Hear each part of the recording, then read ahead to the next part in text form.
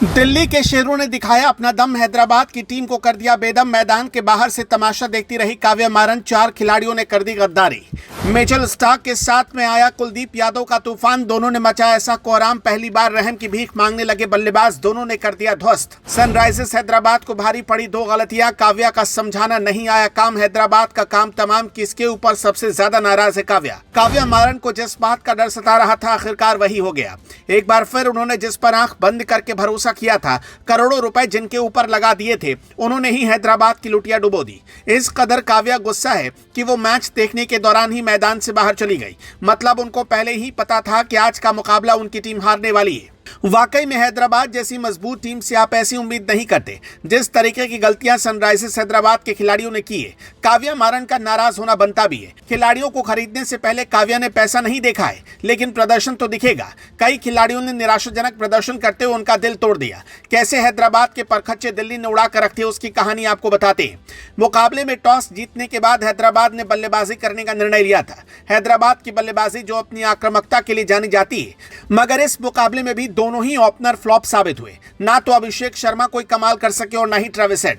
अभिषेक तो 1 रन बनाकर चले गए, जबकि ट्रेविस हेड 22 रन बना पाए। इतना ही नहीं, टॉप ऑर्डर के बाकी बल्लेबाज भी फ्लॉप रहे। ईशान किशन 2 रन बना सके और रेड्डी तो खाता भी नहीं खोल पाए। यहीं से पूरा दबाव हैदराबाद के ऊपर आ गया, क्योंकि टॉप के 4 बल्लेबाज अगर खराब खेलेंगे तो फिर कुछ बचता नहीं है। हैदराबाद के लिए शुरुआती 4 विकेट सिर्फ 58 रनों पर गिर गए। पिछले सीजन में पावर प्ले में रिकॉर्ड तोड़ स्कोर बनाने वाली हैदराबाद इस बार 6 ओवर में 58 रन बनाकर 4 विकेट गंवा गई थी। स्टार्क की सटीक गेंदबाजी ने उनके बड़े हिटर्स को मौका ही नहीं दिया। एक छोर से मिचेल स्टार्क तबाही मचाने की कोशिश कर रहे थे, तो दूसरी तरफ से कुलदीप यादव भी आग का गोला बन गए थे। कुलदीप यादव एकदम अलग लय में नजर आ रहे थे।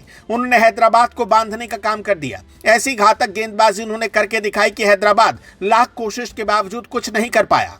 नतीजा ये रहा कि हैदराबाद सिर्फ और सिर्फ 163 रन पर ही सिमट गया। हालांकि हैदराबाद की तरफ से अनिकेत वर्मा ने दिल जीतने का काम जरूर किया। उन्होंने शानदार 74 रन की पारी खेली, 6 छक्के अपनी पारी में लगाए, लेकिन एक अकेला क्या कुछ करेगा। अनिकेत और क्लासन को छोड़कर मिडल ऑर्डर पूरी तरह से बिखर गया। अभिनव मनोहर 0 और पैट कमिंस जैसे खिलाड़ी रन नहीं बना सके, जिससे टीम दबाव में आ गई। अब बारी थी गेंदबाजों को अपनी ताकत दिखाने की, लेकिन दिल्ली के दोनों ओपनर एकदम अलग अंदाज में उतरे और ताबड़तोड़ बल्लेबाजी करते रहे, जिससे गेंदबाजी भी दबाव में आ जाती है। हैदराबाद के गेंदबाजों ने शुरुआती ओवर में फाफ डुप्लेसी और फ्रेजर मैकगर को रोकने में नाकामी दिखाई, जिससे दिल्ली ने आसानी से रन रेट बनाए रखा। केवल जिशान अंसारी को अगर छोड़ दिया जाए तो बाकी के गेंदबाज इफेक्टिव नजर नहीं आए। बीच के ओवर में कुछ हद तक दिल्ली को झटका जरूर लगा, लेकिन तब तक बहुत देर हो चुकी थी।